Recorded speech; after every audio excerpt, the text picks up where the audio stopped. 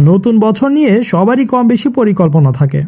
সাধারণ মানুষের পাশাপাশি নতুন বছর নিয়ে উচ্ছ্বসিত তারকারাও। ভবিষ্যৎ পরিকল্পনার নানান পসরা সাজিয়েছেন তারাও। সেই ধারাবাহিকতায় নতুন বছরের পরিকল্পনার কথা জানালেন গুণী অভিনেত্রী আসনা হাবিব ভাবনা। শুধু অভিনয়ই নয়, মডেলিং, লেখালেখি, ছবি আঁকা ও নাচ সহ বহুগুণে গুণান্বিত এই অভিনেত্রী। সম্প্রতি দেশের একটি গণমাধ্যমে তিনি জানান, নতুন কাজ দিয়ে নাকি বছর শুরু করছেন ভাবনা। অভিনেত্রী বলেন, একটি নতুন কাজ দিয়ে বছর শুরু করতে যাচ্ছি, তবে আগেই বেশি কথা বলতে চাই না। কিছুদিন পর সবাইকে জানাতে পারবো কাজটির ব্যাপারে। শুধু নতুন বছর নয়, আমি আসলে প্রতিদিনই ভাবি নতুন নতুন ভালো ভালো কাজ করার কথা। সাবলীল অভিনয় দিয়ে ইতিমধ্যেই ছোট ও বড় পর্দায় শক্ত অবস্থান তৈরি করেছেন ভাবনা। কাজের পাশাপাশি সামাজিক যোগাযোগ মাধ্যমেও সরব তিনি।